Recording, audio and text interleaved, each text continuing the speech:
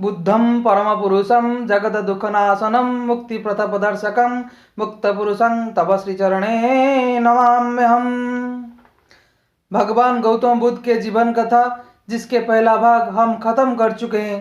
उनके जन्म से लेकर गृह त्याग करके अरण्य तक जाने का आप पहले पार्ट 1 भाग 1 देखें।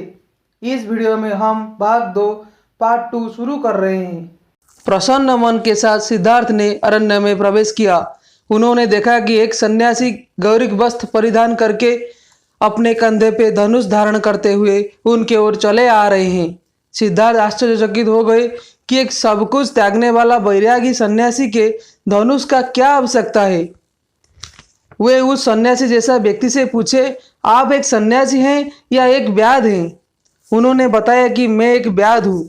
फिर सिद्धार्थ ने पूछा कि आप एक व्याध होकर सन्यासी जैसा वस्त्र क्यों पहने हैं? व्याध ने बताया कि देखिए, मैं सन्यासी जैसा वस्त्र पहनने का कारण यह है कि जंगल के जीव जंतुओं मुझे देखकर बिल्कुल भी भयभीत नहीं होते हैं, जिसके कारण मैं आसानी से उनका शिकार कर पाता हूँ।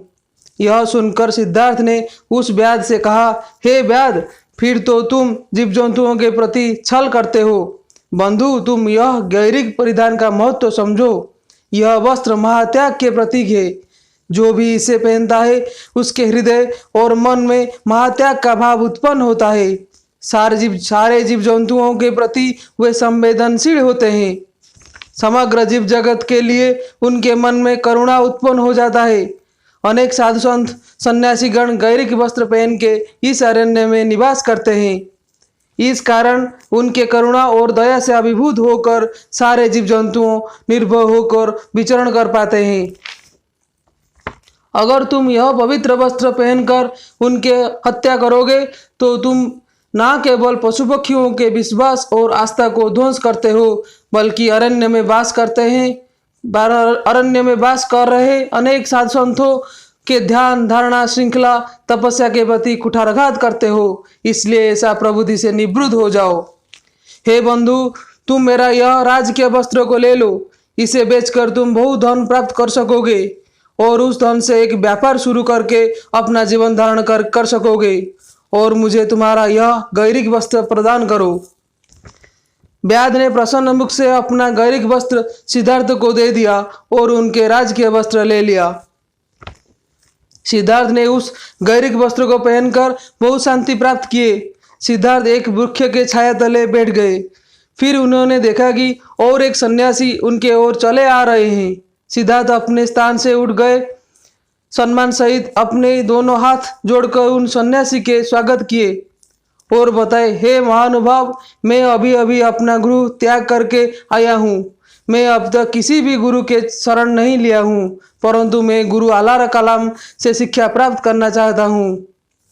उस सन्यासी ने बताया कि मैं गुरु अल्लाह कलाम से शिक्षा प्राप्त कर चुका हूँ, मैं तुम्हें उनके पास ले जाऊंगा। फिर सिद्धार्थ ने उस सन्यासी के साथ गुरु अल्लाह कलाम के पास गए। गुरु अल्लाह कलाम से सिद्धार्थ ने ध्यानाभ्यास और शिक्षा ग्रहण किए। उनके साधना से प्रसन्न होकर गुरु अल्लाह कलाम बोले, धन्य हो तुम गौतम, धन्य हो तुम्हारा साधना। तुम कोई साधारण मानव नहीं हो, तुम निश्चित ही एक औसरिक गुण और ज्ञान को धारण करके इस पृथ्वी पर अवतीर्ण हुए हो। साधारण मनुष्य को जिस अवस्था को प्राप्त करने के लिए वर्ष वर्ष तथा युग युग लगता है, तुम वही अवस्था 1 माह में हासिल कर लिए। तुम एक महान मानव हो।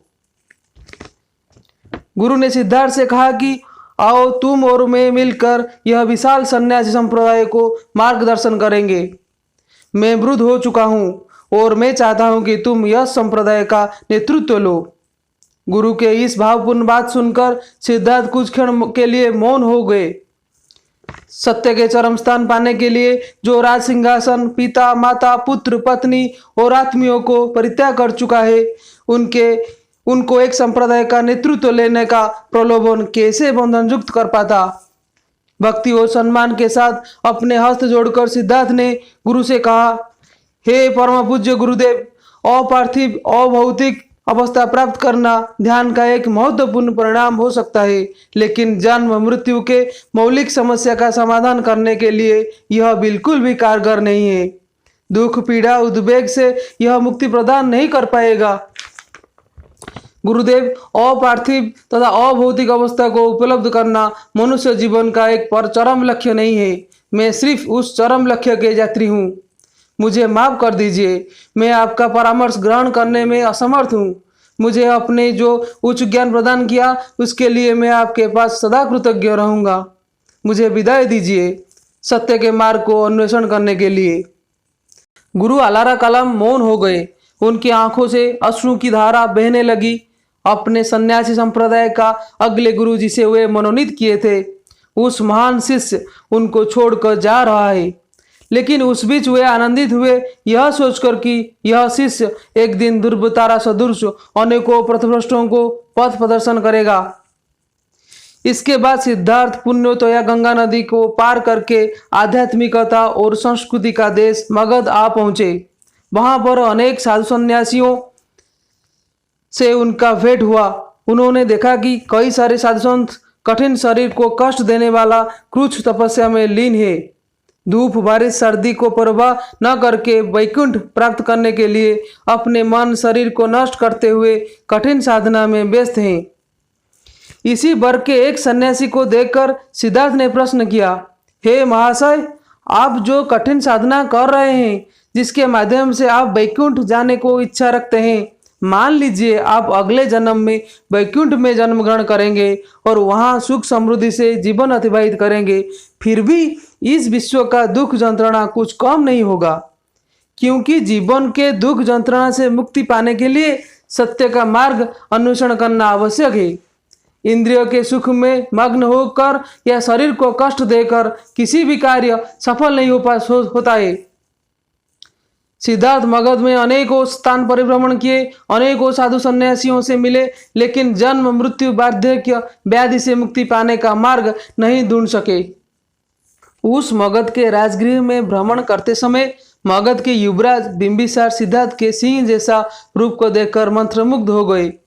उनके साथ आलोचना करने का सौभाग्य प्राप्त किए। उन्होंने सिद्धार्थ को मगध में रहने को अनुरोध किया, परंतु सिद्धार्थ ने कृतज्ञता के साथ बोले, हे युवराज, मैं शाश्वत पथ का यात्री हूँ। सत्य के पथ आविष्कृत न हो जाने तक मैं आपके अनुरोध को नहीं रख पाऊंगा, लेकिन मैं आपको वचन देता हूँ कि जब मैं चरम सत्य को प्राप्त कर लूंगा, मैं अवश्य आपसे भेंट करूंगा। इसके बाद सिद्धार्थ राजगृह छोड़कर चले गए। राजगृह के दक्षिण दिशा में यात्रा करते हुए गुरु भद उद्रक रामपूत के पास गए। उनके परामर्श के अनुसार कठोर ध्यानाभ्यास करने लगे। सिर्फ 15 दिन में सिद्धार्थ ने समाधि अवस्था प्राप्त कर लिए। इस समाधि अवस्था में उन्होंने सभी साधारण चेतना को अतिक्रम कर पाए। फिर भी इस अवस्था के स्वतंत्रता होने के बाद भी यह कदापि भी जन्म मृत्यु की समस्या का समाधान नहीं कर पाया। सिद्धार्थ गुरु उद्रक रामपूत के पास जाकर अपने समस्त अनुभूति को बताया। गुरु अत्यधिक प्रसन्न होकर सिद्धार्थ को आलिंगन करते हुए बोले, हे सन्यासी गौतम, तुम ही वास्तव में मेरे परम शिष्य हो। इतने कम समय में तुम यह परम अवस्था को प्राप्त कर लिए, जो कि एक श्रेष्ठ अवस्था है जिसे मैं लाभ कर चुका हूँ। तुम इस विशाल संप्रदाय का मुख्य के तौर पर गुरुदायित्व ग्रहण करो। फिर से सिद्धार्थ कृतज्ञता ज्ञापन करके अपना असमर्थता व्यक्त किए। समाधि अवस्था के ज्ञान प्रदान करने के लिए गुरु को धन्यवाद अर्पण किए और वहां से विदाई लेकर आगे बढ़े। सिद्धार्थ फिर अकेले पहाड़ पर्वतों जंगल के बीच अग्रसर हुए। समकालीन 2 प्रमुख आध्यात्मिक गुरु आलारा कलाम और उद्रक रामपूत से शिक्षा लाभ करके भी सिद्धार्थ के मन शांत नहीं हुआ। दुख यंत्रणा से मुक्ति पाने का पथ आविष्कृत करने का आग्रह ज्वलन था उनके मन और हृदय में। वे अभी उपलब्ध किए कि इस चिरंतन सत्य को प्राप्त करने के लिए शायद कोई गुरु उनका सहायता नहीं कर पाएगा, इसलिए उनको खुद ही प्रयास करके सत्य के पथ आविष्कृत करना होगा। सिद्धार्थ ने निरंजना नदी तट पर आ पहुंचे। डांगश्री नामक एक पर्वत के पास एक सुंदर गुफा में प्रवेश करके ध्यान साधना शुरू कर दिए। उन्होंने सोचा कि मुक्ति लाभ करने के लिए कठोर तप और आत्म संयम का आवश्यकता है। उन्होंने प्रण लिया कि जब तक उनको चरम सत्य का पथ न मिल जाए, भले ही शरीर नष्ट हो जाए, मैं अपने लक्ष्य से नहीं भटकूंगा। यहाँ पर ही वे क्रूच साधना शुरू कर दिए। इस तरह सिद्धार्थ ने 6 माह के लिए क्रूच साधना और तपस्या में लीन रहे। इसी बीच उनके मित्र कौंडिन्य, जो कि उद्रक रामपूत गुरु के पास सिद्धार्थ के गुरु भ्राता थे, अन्य 4 सन्यासियों को लेकर उनके पास आए। उन 4 सन्यासियों के नाम दासबल कश्यप, भद्रिका, अश्वजीत, महानामन। उन सभी ने उद्रक रामपूत के आश्रम को त्याग करके सिद्धार्थ के अन्वेषण में यहाँ आ पहुंचे। उनमें से केवल कौंडिन्य समाधि अवस्था को लाभ कर सकते थे। सिद्धार्थ ने उन सभी को देखकर बहुत प्रसन्न हुए और वे सभी एक एक गुफा में अवस्थान करने लगे और साधना करने लगे। ऐसा ही चलते चलते उन 6 सन्यासियों के शरीर क्षीण तथा दुर्बल होने लगा। उन सब ने पर्वतांचल छोड़कर निरंजना नदी के पास उर्बिल ग्राम में आ पहुंचे और वहां पर फिर से क्रूच साधना और कठिन तपस्या में मग्न हो गए। परंतु सिद्धार्थ के तपस्या को देखकर वे सारे आश्चर्य और भयग्रस्त हो गए। सिद्धार्थ पूरी तरह से कठोर तपस्या में मग्न हो गए। वे खाने को भी भूल गए थे। समय समय भूमि में पड़ा हुआ गलित फल को खाते थे। सटीक स्नान, खाद्य और पीने का पानी के अभाव के कारण उनके शरीर कंकालमय हो गया। उनके हाथ पैर सब लाठी के सदृश दुर्बल और पतला हो गया। उनकी आंख दुर्बल दिखने लगा। उनके सूखा त्वचा हड्डी से चिपक गया। मस्तक से केश झड़ने लगा। उनके बोलने का शक्ति भी क्षीण हो गया। एक नरकंकाल सदृश राजपूत सिद्धार्थ दृश्यमान होने लगे। एक दिन एक स्मशान के पास में ध्यानाभ्यास करते समय सिद्धार्थ ने महसूस किया शरीर को कष्ट देने का कुपरिणाम। उन्होंने एहसास किया कि शरीर और मन एक अस्तित्व के अंश है जिसे पृथक नहीं किया जा सकता। शरीर के शांति और तृप्ति मन के शांति तथा तृप्ति से अंगांगी भावे जड़ित है। शरीर का पीड़न मन का पीड़न है। यह सोचने के बाद उनके मन में एक संकल्प ने जन्म लिया, अपने कंकालमय शरीर और भग्न मन को पुनरुद्धार करने के लिए उपयुक्त आहार के माध्यम से शरीर को बलवान और ध्यान के माध्यम से अपने मन को स्थिर करने का निर्णय लिया। अगले सुबह से वे एक नवीन जीवन का प्रारंभ करने के लिए निश्चिंत किए। उन्होंने यह स्थिर किया कि वे भिक्षा पाने के लिए हर एक दिन गांव के ओर जाएंगे, फिर शाम को अपने स्थान पर लौट आएंगे और एक वज्र प्रतिज्ञा लिए कि वे अन्य किसी के शिक्षा अथवा मार्ग को ग्रहण नहीं करेंगे। स्वयं के साधना के मार्ग स्वयं ही आविष्कृत करेंगे। इसके बाद अगले सुबह को निद्रा त्याग करके अपने संकल्प के अनुसार कार्य करना शुरू कर दिए। पहले अपने फटा हुआ मलिन वस्त्र प्रति उनका ध्यान गया। अभी यह वस्त्र का परिवर्तन नित्यांत आवश्यक हो गया है। स्मशान में एक नारी का शव उन्होंने कल देखा था। उनके आत्मियों ने शायद नदी में शव संस्कार किए होंगे। यह सोचकर सिद्धार्थ ने नदी की ओर गए। वहां पड़ा हुआ लाल रंग का वस्त्र को सम्मान के साथ चिता के पास से लाए और नदी के जल से उसको साफ करके धूप में सुखाने के लिए रख दिए और खुद ही नदी में प्रवेश करके स्नान किए। सूरज के ताप से सूखा हुआ वस्त्र को पहनकर भिक्षा लाने के लिए वे उर्बिल ग्राम के ओर धीरे धीरे अग्रसर हुए। परंतु कुछ ही दूर जाने के बाद दुर्बलता के कारण वे मूर्छित हो गए। हे विधाता, जिस राजकुमार को राज सिंहासन पर बैठना था, सुख शांति के साथ प्रजा प्रतिपालन करना था, वे राजकुमार आज भूखे भूख से ग्रसित होकर दुर्बल होकर पथ के किनारे मूर्छित पड़े हुए हैं। 13 साल की एक लड़की सुजाता अपनी माता के निर्देश के अनुसार वन देवता के पूजा करने के लिए दुग्ध, पायस, कमल केसर, पीठा आदि द्रव्य हाथ में पकड़कर उस रास्ते से गुजर रही थी। रास्ते के किनारे मूर्छित पड़े हुए सन्यासी को देखकर सुजाता ने सोचा कि शायद दुर्बलता के कारण यह महात्मा मूर्छित हो गए हैं। सुजाता ने अपने पात्र से दुग्ध निकाल के सिद्धार्थ के होठ पर थोड़ा थोड़ा करके डालती रही। कुछ क्षण के बाद सिद्धार्थ के होश वापस आए। वे सुजाता के ओर कृतज्ञता से भरे हुए नजर से देखे और इशारे से और दुग्ध उनके मुंह में देने के लिए इंगित किए। सुजाता ने सारे दुग्ध उनके मुंह में डाल दिया। ऐसे ही 2 पूर्ण पात्र के दुग्ध पीने से सिद्धार्थ के शरीर में शक्ति का संचार हुआ और वे सतेज हो गए। सुजाता ने दोनों हस्त जोड़कर कहा, हे सन्यासी महात्मन, आप कैसे अचेत हो गए? सिद्धार्थ ने उत्तर दिया, पुत्री, मैं पहाड़ तथा अरण्य में शरीर को पीड़ा देने वाला तप कर रहा था। इस तपस्या के कठोर अनुशीलन और नियम के कारण मेरा शरीर दुर्बल हो गया है। इसलिए मैं आज एक संकल्प लिया हूँ कि गांव-गांव जाके मैं भिक्षा ग्रहण करूंगा और अपना क्षुधा को शांत करूंगा। मैं बहुत अच्छे तरीके से समझ चुका हूँ कि शरीर के ऊपर अन्याय करके, अत्याचार करके शांति और ज्ञान को प्राप्त नहीं किया जा सकता। शरीर एक यंत्र नहीं है, यह एक नाव है जिसके माध्यम से हम जीवन के दूसरे पार्श्व को जा सकते हैं। इसलिए आत्महत्या की सीमा तक मैं नहीं तपस्या करूंगा। प्रत्येक दिन गांव से भिक्षा ग्रहण करके अपने शरीर को सुस्त रखूंगा। सुजाता ने पुनर्बार अपने हाथ जोड़कर बोली, हे सन्यासी महात्मा, अगर आप अनुमति देंगे तो मैं प्रत्येक दिन आपके लिए अपने घर से भोजन लाया करूंगा। आप बिना किसी समस्या के ध्यान साधना कर पाएंगे। मेरी घर पास में ही है। मेरी माता भी बहुत आनंद से आपके लिए भोजन बनाएगी।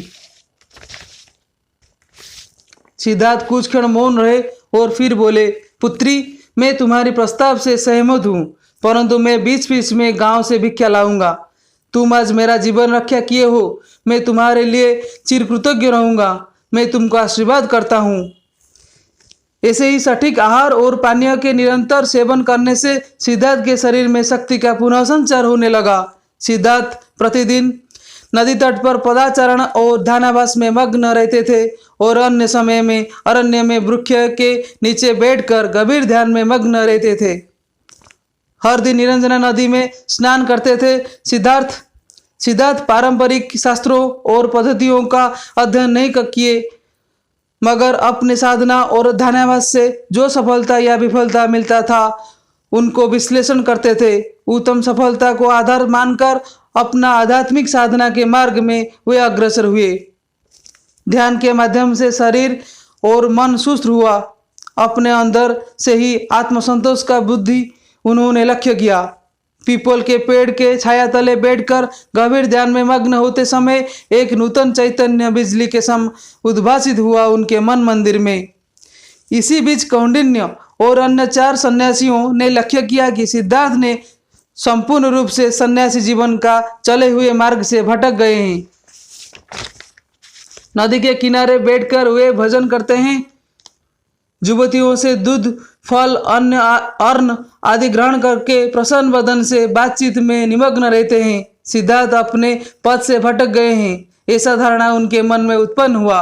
सिद्धार्थ को अनुसरण करके श्रेष्ठ मार्ग पाने का जो इच्छा उनके मन में था वह नष्ट हो गया। इसलिए वे सारे सिद्धार्थ को त्याग करके दूसरे ओर चले गए। उनके जाने के बाद सिद्धार्थ अकेले ही साधना शुरू किए। कठोर तप साधना में वे निमग्न हुए। चलिए मिलते हैं इसके भाग 3 पार्ट 3 में। अगर आपको यह वीडियो अच्छा लगा तो कृपया हमारे चैनल स्टडी कल्प को सब्सक्राइब कीजिए। आपका बहुमूल्य कमेंट, लाइक देकर हमें उत्साहित कीजिए। आपके बहुमूल्य समय के लिए बहुत बहुत आभार। भारत माता की जय। जय हिंद।